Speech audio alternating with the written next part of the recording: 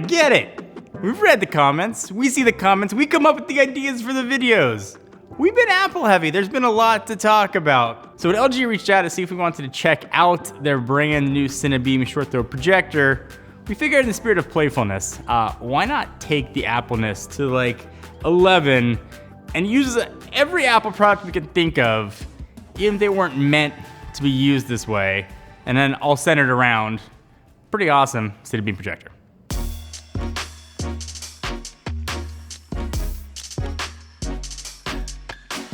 So the heart of this whole gratuitous setup is the display. It's the projector. So putting everything out that we want to look at, and it's the LG Cinebeam Laser 4K projector.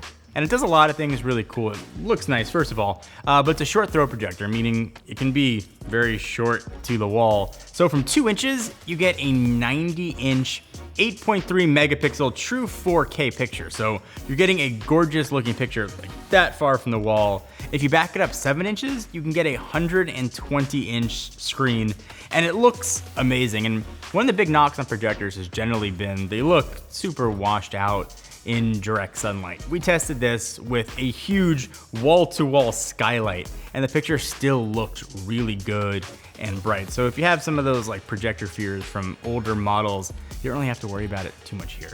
The biggest competition a projector has is like a regular TV, whether it's an OLED set or an LCD. That's what a projector is competing with. So in my mind, it has to look as good, if not better, than sort of a pretty decent, say 55-inch set technology. And this one really does. So it's using dual laser technology. It's got dynamic tone mapping HDR. If you watch a lot of movies, this has something called a real cinema mode. It does a 24 hertz, so it's the same frame rate as going to a real movie theater. So you get the cinematic experience right from home. So obviously HDR is a big deal, and it's mostly becoming standard on higher end TVs and projectors. Essentially HDR just makes images look better by adjusting the tone mapping curve. But what we've got here with the Cinebeam, it's got HDR dynamic tone mapping. That's gonna do, it's gonna give you higher contrast and more vivid colors. It's got improved signal range, it's got a detection algorithm in there. It's gonna do it all automatically. So it's gonna detect the signals and adjust the tone mapping on its own. So if you wanna get in the weeds, it's gonna do this like frame by frame, where typical HDR kind of uses like a minimum or maximum signal range. So like any like TV nowadays, this one is smart and it's powered by WebOS, which means it's got a special soft spot in my heart. And controlling the set is this, so they call it the Magic Remote. It's not doing magic, like it's not gonna cut you in half or make things disappear, but it does work very well, and it's a motion-based remote, so you can actually move it around, point to what you want, and select it. And it seems pretty close to one-to-one, so you can do a little this action, select what you want. You can also talk to it, which is kind of cool too. If you want to access Google Assistant or call up movies or open apps, you just hit the remote, push the microphone button, talk to your TV. It's got smart AI ThinQ, it's got Google Assistant built in. There's a full app store here as well. It's WebOS 4.5, so all the things that you'd want to stream, Netflix, Amazon, it's all here. So short throw projectors have kind of been around, but if you wanted one, oftentimes they came with speakers that were accessories. You had to project it onto a screen. The color wasn't that bright and vibrant. So LG has fixed all of that. And also it looks really nice, like kind of a cool matte white package, and it's all encompassing. It's your whole home theater in a box, so to speak. It's got really awesome sounding and really good looking speakers from the outside. You don't need a screen to project this on. Really any white wall is going to work. So we can't run an intro like we ran without like stepping it up. And I know I get it, we talked about Apple a lot. So we went to the extreme with things that you can add to the projector. So the obvious, it's got a 4K Apple TV hooked up to it. It's the current gen. Most people have either this or like a Roku, some sort of box hooked up to their TV. It does all the Apple TV stuff that you'd expect. We've got it hooked up here for a reason.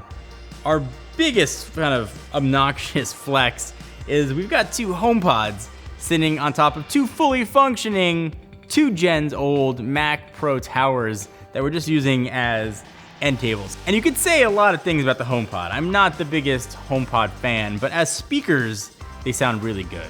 And you use them as a set, they sound even better. Kind of sitting in the middle, you do get a really immersive audio experience. And since we're doing our ultimate setup, we kind of just, had to have them.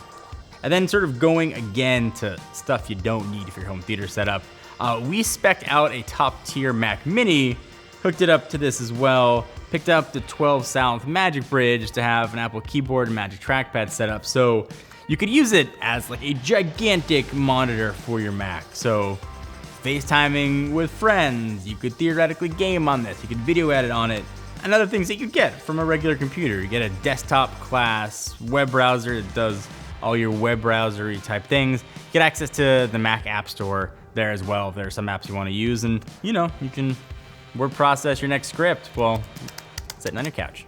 And also all this stuff is gonna work with HomeKit, so if you got Philips Hue lights or any other sort of smart home accessories, you can use this as your hub and be able to control it all. So none of the stuff to be included here is at all necessary and probably shouldn't even be included in your home theater setup.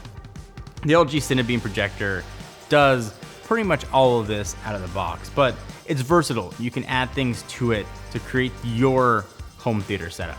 So if you want different speakers, obviously you can plug them in. The HomePod is just an exaggerated example of what you can do. Granted, it's using WebOS, it's a really full-featured operating system, but you can plug in something else. If you want to use an Apple TV or a Roku, you have that flexibility as well. So you're getting sort of all the benefits of having a smart TV with all of the I/O, with really the cost savings and also the picture flexibility of being able to move it and then determining what size screen you want to have.